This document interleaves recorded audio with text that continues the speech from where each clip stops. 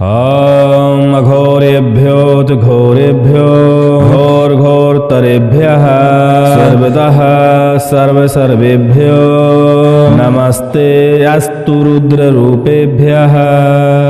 ॐ वामदेवाय नमो ज्येष्ठाय नमः श्रेष्ठाय नमो रुद्राय नमः कालाय नमः कलविकर्णाय नमो बलविकर्णाय नमो बलाय नमो बलप्रमथनाय नमः सर्वभूतदमनाय नमो मनोन्मनाय नमः। ओम श्री रुद्राय नमः।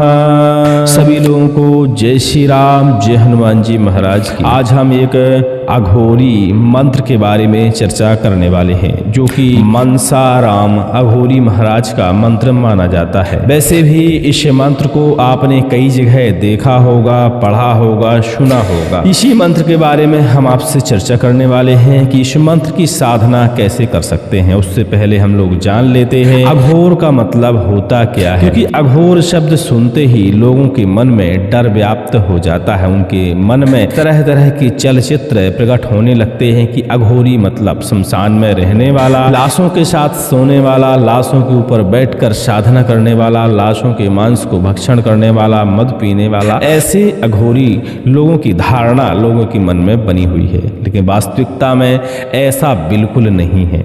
अघोर का मतलब होता है आधन घोर, यानी जो कि घोर ना होकर सरल हो, एकदम सरल हो। अध्यात्म की भाषा में अघोर बनने की पहली क्रिया को कहते हैं घृणा को त्याग देना। यदि हम मन से, शरीर से घृणा को त्याग देते हैं तो हमारे शरीर में अघोर जागृत हो जाता है, हमारा मन अघोर हो जाता है। और जो घृणा को त्याग देता है उसकी पहली सीढ़ी पार हो जाती है, और इसके बाद वह अध्यात्म में अपना जीवन बिताता है तो निश्चित ही मानिए शिव अघोरनाथ की उसे प्राप्ति होती है, शिव के चरणों में उसकी जगह बन जाती है। क्योंकि घृणा हमारे मन का एक कीड़ा है, जिसे यदि हम त्याग देते हैं तो भगवान हमें आसानी से मिल जाते हैं। वो अपने अपने पंथ की पद्धति है पूजा करने की, साधना करने की। आप चाहें तो चाहे जिस पंथ की पूजा को आप अपना सकते हैं, स्वतंत्र हैं पूजा पद्धति के लिए। तो अघोर का मतलब आप लगभग समझ गए होंगे कि मन को, शरीर को सरल बना देना, जो मिले उसी में पालन कर लेना, हर चीज से, हर बुरी चीज से घृणा को मिटा देना ही अघोर माना जाता है। ठीक है, अघोरियों को देखते हुए आपको यह बात तो समझ में आ ही गई होगी कि उनके मन में घृणा बिल्कुल नहीं होती। और जो अघोरी घृणा करता है मन में, साधना के लिए तो अघोर साधना करता है, लेकिन मन में यदि किसी के प्रति भी घृणा रखता है तो उसकी साधनाएं सफल नहीं होती। ऐसा अघोर शास्त्रों में बताया जाता है। चलिए, उम्मीद करते हैं हमारी इस बात को तो आप समझने में सक्षम रहे होंगे कि अघोर का मतलब होता क्या है। अब चलते हैं कि इस मंत्र की साधना कैसी करनी चाहिए। इस अघोरी शाबर मंत्र की साधना करने के लिए हमें कुछ मुहूर्तों का पालन करना पड़ता है। मुहूर्त कौन कौन से हो सकते हैं? दीपावली की रात्रि हो सकती है, होली की रात्रि हो सकती है, जेठौनी एकादशी की रात्रि हो सकती है, शिवरात्रि हो सकती है, ग्रहण काल हो सकता है। ऐसे समय में इस अघोरी शाबर मंत्र की आप साधना कर सकते हैं। इस अघोरी मंत्र की साधना करने में सावधानियां क्या क्या बरतनी चाहिए? देखिए, जब हम किसी भी अघोर शाबर मंत्र का जाप करते हैं, पाठन करते हैं, तो निश्चित ही मानिए कि आसपास हमें बुरी शक्तियों का अनुभव प्राप्त होता है।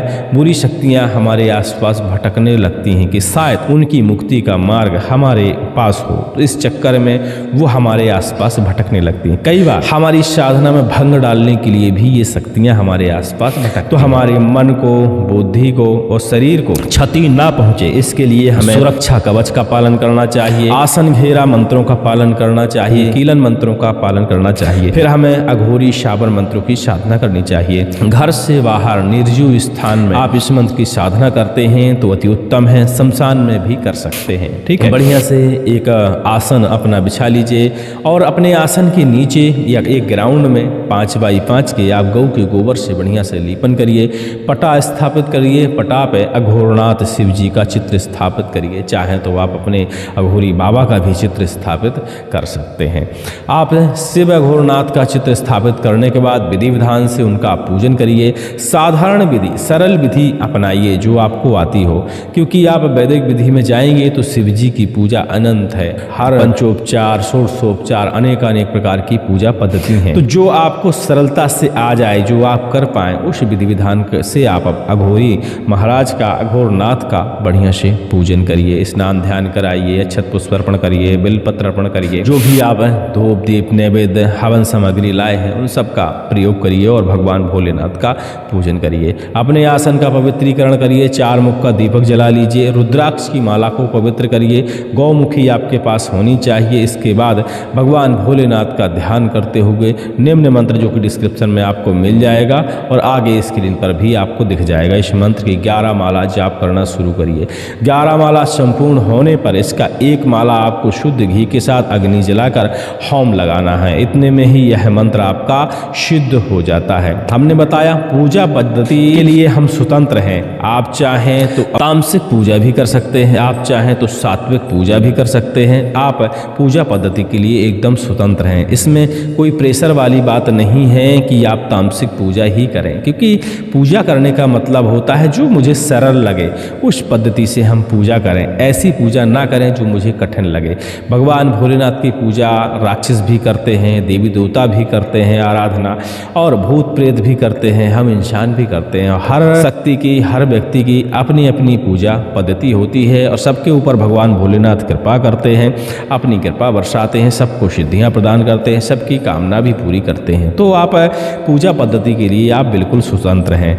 जो मंत्र की साधना हम बताने वाले हैं यह शुद्ध सात्विक साधना, आप इसे समझ सकते हैं। कई लोग इस मंत्र की साधना तामसिक रूप से भी करते हैं और उनके स्तर से उन्हें सिद्धियां मिलती हैं। आपके स्तर से आपको इस मंत्र से सिद्धियां मिलेंगी, निश्चिंत रहिए। कई बार होता है कि इस मंत्र की साधना करते करते हमें अघोरी महाराज का प्रत्यक्षीकरण भी प्राप्त होता है। 100 में सिर्फ 5 लोगों को ऐसा प्राप्त होता है। हर व्यक्ति के अंदर ऐसी क्षमताएं नहीं होती, हर व्यक्ति के मन की एकाग्रता इतनी अच्छी नहीं होती कि प्रत्यक्षीकरण प्राप्त हो जाए। लेकिन हमें निराश नहीं होना चाहिए।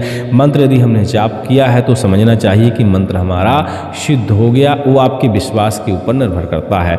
और किताबों में लिखे शब्द, मेरे द्वारा बताए गए शब्द या किसी गुरु के द्वारा बताए गए शब्द सिर्फ शब्द होते हैं। जब उनके प्रति आपकी श्रद्धा जागेगी या उनके प्रति आपका मन लगेगा तभी उन शब्दों में शक्ति आती है। इसी प्रकार सावर मंत्रों में भी होता है, जब उस मंत्र के प्रति आपकी श्रद्धा जागेगी तो उसमें अपने आप ही शक्ति आ जाएगी। इस मंत्र की साधना करने से पहले आपको मंत्र दीक्षा, तंत्र दीक्षा और गुरु दीक्षा लेनी अनिवार्य मानी जाती है और गुरु आदेश से ही इस मंत्र की साधना करने का प्रयास करना चाहिए।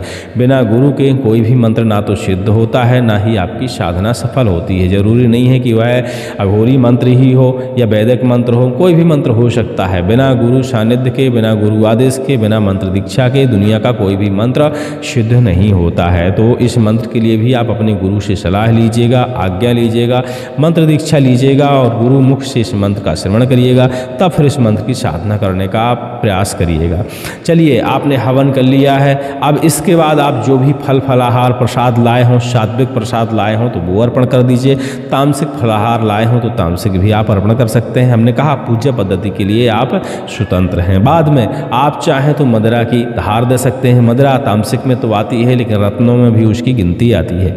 उसकी धार इसी मंत्र को पाठन करते हुए आप वहाँ दे सकते हैं। अघोरी महाराज इतने में प्रसन्न हो जाते हैं। यदि प्रत्यक्षीकरण हो जाता है तो बहुत अच्छी बात है, नहीं होता है तो कहीं ना कहीं से आपको कोई ना कोई इशारा ऐसा मिल जाता है या ऐसी सलाह आपको मिल जाती है मन के अंदर कि आपको कैसे कैसे इस मंत्र का प्रयोग करना है, वो जानकारियाँ आपको मिलने लगती हैं। इस मंत्र से आप भूत प्रेत शक्ति, मैली कुचैली, गंदी बाधा, तमाम प्रकार की नकारात्मक ऊर्जाओं को आप हटा सकते हैं। कहा जाता है कि जो गंदी मैली कुचैली बाधाएं होती हैं उनको हटाने अघोरी महाराज के मंत्र बहुत ही उपयुक्त होते हैं। एक ही बार पाठन करने की आवश्यकता पड़ती है और ये मंत्र अपना प्रभाव दिखा देते हैं। उम्मीद करते हैं हमारी बात को आप समझ गए होंगे। स्वास्थ्य के चलते इस वीडियो में हम विस्तार नहीं डाल सकते।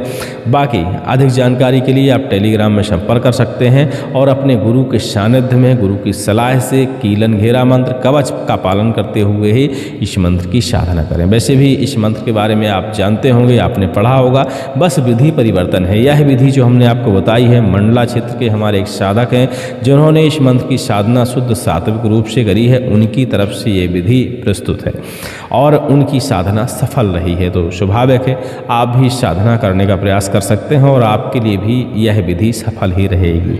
उम्मीद करते हैं हमारी बात को आप समझ गए होंगे। अधिक जानकारी के लिए टेलीग्राम में संपर्क करिएगा। मंत्र की साधना करने से पहले अपने नज़दीकी गुरु से आपका जो अपना गुरु हो उससे सलाह जरूर लीजिएगा। सभी को जय श्री राम, जय हनुमान जी महाराज की।